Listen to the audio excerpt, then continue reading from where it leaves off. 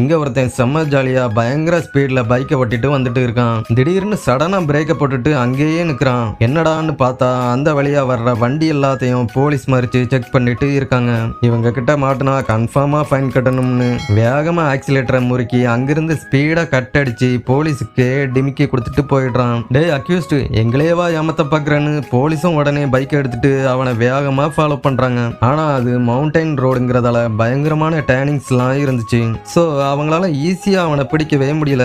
ஆனா அவன் டேர்னிங் எல்லாம் கண்டுக்காம ஹைவேல போற மாதிரி பயங்கர ஸ்பீடா போயிட்டு இருக்கான். அப்ப போலீஸ் பின்னாடி வராங்களான்னு செக் பண்ணிட்டு அவன் டேர்ன் பண்ணும்போது திடீர்னு ஸ்டீல் கம்பி நிறைய ஏத்தின ஒரு ட்ரக் குறுக்க நிக்குது. அவ்வளவுதான், சோலி முடிஞ்சதுன்னு உடனே பிரேக்கை போட்டு நிறுத்தி பாக்குறான். ஆனா அவன் வந்த ஸ்பீடுக்கு நிக்காம வண்டி இழுத்துக்கிட்டே போகுது. அதிர்ஷ்டவசமா 2 இன்ச் கேப்ல பைக் நிக்குது. தப்பிச்சிட்டோம்னு நினைக்கிறதுக்குள்ள பின்னாடியே போலீஸோட சைரன் கேட்டு ஷாக் ஆயிடுறான். உடனே வேகமா நடு ரோட்டுக்கு ஓடி போய் போலீஸோட பைக்கை கையால நிறுத்துறான். உடனே அவங்க செக்கிங்ல ஏன்டா ஸ்டாப் பண்ணாம வந்தேன்னு அவன் கிட்ட பயங்கரமா கத்துறாங்க. ஆனா அவன் அதையெல்லாம் கண்டுக்காம சடனா அவங்க பைக்கு கீயை எடுத்துட்டு அங்க இருந்து ஓடிடுறான். கீயை கொடுத்துட்டு போடான்னு அந்த போலீஸ் அவனை துரத்த போகும்போது பைக்ல இருந்த ரோப்பு அவரோட கையில சிக்கிக்குது. அதுக்குள்ள அவன் பைக்கை எடுத்துட்டு அவருக்கு பாய் சொல்லிட்டு அங்க இருந்து ஸ்பீடா போயிடுறான். கடுப்பாகி உடனே அவர் பேக்கப் டீமுக்கு கான்டாக்ட் பண்ண ட்ரை பண்ணும்போது அப்பதான் அவருக்கு ஒரு விஷயம் ரியலைஸ் ஆகுது. என்னன்னா ஒருவேளை அவன் நம்மளை ஸ்டாப் பண்ணாம இருந்திருந்தா இந்த கம்பியில